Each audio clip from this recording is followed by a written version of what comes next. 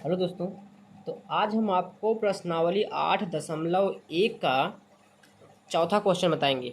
देखिए यहाँ पे प्रश्नावली 8.1 का चौथा क्वेश्चन है। देखिए चौथे क्वेश्चन में लिखा क्या है कि यदि 15, देखिए यहाँ पे लिखा है ना 15 कॉट ए बराबर 8 लिखा हो, ठीक है, यह दिया गया है। तो तुमको निकालना किसका मान है, साइन ए का मान और सेक ए का मान निकालना है। तो देखिए ध्यान से देखिएगा, क्वेश्चन आसान है। देखिए यहाँ पे क्या लिखा है, 15 जो लिखा है यहाँ पे 15 लिखा है, ये मल्टीप्लाई में है, देखिए गुणा में है। तो जब ये बराबर के दूसरी साइड मतलब बराबर की साइड जाएगा तो क्या होगा, ये बटे में होगा क्योंकि मल्टीप्लाई में है। तो हम यहाँ पर क्या लिख सकते हैं, देखिए काट तो ऐसे ही रहेगा, तो कॉट को कॉट ए रहने दीजिए बराबर, ये है गुणा में तो ये बटे में हो जाएगा। तो मतलब हम क्या लिख सकते हैं, 8/15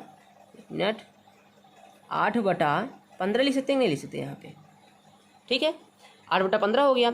अब ध्यान से देखिएगा यहाँ पे क्योंकि 8/15 लिखा है तो कॉट थीटा में ध्यान से देखिए, कॉट थीटा में देखिए यहाँ पर देखिए कॉट थीटा में आधार बटा लंब लिखा है, यहाँ पे देखिए आधार बटा लंब लिखा है। तो मतलब हम चाहें यहाँ पे तो लिख सकते हैं इसको आधार बटा लंब। तो आधार हमारा क्या हो जाएगा, 8 हो जाएगा, लंब हमारा 15 हो जाएगा क्योंकि आधार की साइड 8 लिखा है, लंब की साइड 15 लिखा है। तो देखिए अब एक त्रिभुज की अगर हम रचना करें यहाँ पे तो ऐसे त्रिभुज बना लेंगे तुरंत यहाँ पर। तो ए की बात कर रहा है ये, तो ए हमारा क्या होगा, 90 डिग्री होगा क्योंकि हमको ए दिया है। तो ये ए हमारा 90 डिग्री होगा। तो चाहे इसको भी मान लो और चाहे इसको भी मान लो, कोई फ़र्क नहीं पड़ेगा, ठीक है। तो मान लेते हैं हम ये बी है, ये मान लेते हैं सी है, ठीक है। तो देखो यहाँ पे आधार हमको 8 पता है, तो चलो आधार हम 8 लिख लेते हैं। लंब पता है यहाँ से 15, हमने लंब यहाँ पे 15 लिख लिया। तो हमको बताना क्या है, कर्ण बताना है। तो भाई हम पाइथागोरस प्रमेय का यूज करेंगे यहाँ पे। तो यहाँ पे लिखेंगे हम पाइथागोरस प्रमेय से। देखिए अगर यहाँ पर 90 अंश का कभी भी कोण बनता है तो 90 अंश के सामने की भुजा कर्ण होती है, ठीक है। तो ये भुजा तो लंब होती है, ये भुजा आधार है और ये भुजा क्या होती है, कर्ण होती है। यहाँ पर देखिए तो पाइथागोरस प्रमेय के अनुसार क्या कहते हैं कि एक सूत्र बनता है, इसको याद कर लेना, ठीक है, कि कर्ण का स्क्वायर, ये कर्ण है तुम्हारा, कर्ण का स्क्वायर, देखिए सूत्र है ये, कर्ण का स्क्वायर बराबर लंब का स्क्वायर प्लस आधार का स्क्वायर, ये सूत्र होता है। तो ध्यान से देखिएगा यहाँ पे भाई हमको दिया क्या गया है यहाँ पे, क्योंकि कर्ण तो हमको निकालना है। तो कर्ण निकालने का मतलब है भाई, कर्ण तो मान लो ऐसे लिख देते हैं क्योंकि यही निकालना ही है, बराबर लंब हमको क्या दिया गया, देखो यहाँ से लेके यहाँ तक की दूरी लंब कहलाती है, मतलब ये लंब है आपका। तो लंब क्या दिया गया, 15 दिया गया यहाँ पे, ठीक। तो 15 का स्क्वायर लिखेंगे यहाँ से प्लस आधार, ध्यान देखिए आधार हमको यहाँ से यहाँ तक दिया गया 8 का स्क्वायर, ठीक। तो कर्ण का स्क्वायर बराबर, अब देखिए 15 को 2 बार लिखेंगे, 15 गुणे 15 प्लस 8 गुणे 8, ठीक ऐसे लिखेंगे हम यहाँ पे देखिए 15 गुणे 15 और 8 गुणे 8 ऐसे लिखेंगे। उसके बाद यहाँ पर कर्ण का स्क्वायर बराबर 15 में 225 प्लस 8 टाई 64, तो कर्ण का स्क्वायर बराबर 225 और 64 को जोड़ोगे तो कितना आएगा, यहाँ पे इसको जोड़ने के बाद कितना है हमारे पास, देखिए यहाँ पे 289 आया, ठीक। अब 289 का हम क्या वर्गमूल निकाल लेते हैं। तो 289 का वर्गमूल 17 होता है, ये जानते हो, लेकिन वर्गमूल भी लगाना सीख लीजिए थोड़ा सा। देखिए वर्गमूल कैसे निकलता है, देखिए सबसे पहले हम क्या करते हैं कि पीछे से 2 गिनती को लेते हैं, 2 गिनती को पीछे से, चाहे 2 गिनती ही क्यों ना हो लेकिन तब भी हम 2 गिनती से ही स्टार्ट करेंगे पीछे से। तो हम जो 2 गिनती यहाँ ले लिए तो बचा क्या हमारे पास, 1 गिनती बचा।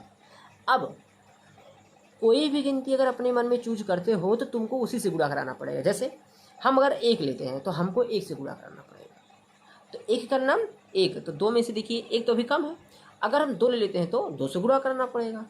तो 2 दूना 4 ज़्यादा हो जाएगा, तो 1 का नाम 1, ये ठीक है। ठीक है, 4 तो ज़्यादा हो जा रहा है, लेकिन 1 का नाम 1 ये ठीक है। तो भैया हम क्या लिखेंगे, 1 गुणे 1, तो 1 के लिखते हैं। तो देखिए 1 तो यहाँ लिखेंगे, ये वाला पार्ट 1 यहाँ लिख देंगे, ये वाला ऊपर लिख देंगे, ये वाला नीचे लिख देंगे। 2 में से 1 घटाएंगे, क्या आएगा, 1 आएगा। बात को समझ रहे हो ना। अब जैसे यहाँ पे 89 उतारेंगे, तुरंत ये भी 1 आके इनसे जुड़ जाएगा, तुरंत जुड़ेगा, तो 1 1 क्या हो जाएगा, 2 हो जाएगा। ठीक है, अब यहाँ पर देखिए 2 तो ऑलरेडी पहले से ही है, 2 तो ऑलरेडी पहले से ही है। अब हम कोई ऐसी गिनती लें कि भाई अगर कोई गिनती लेंगे पीछे से, तो इसका मतलब है कि उसी से हमको गुणा कराना पड़ेगा।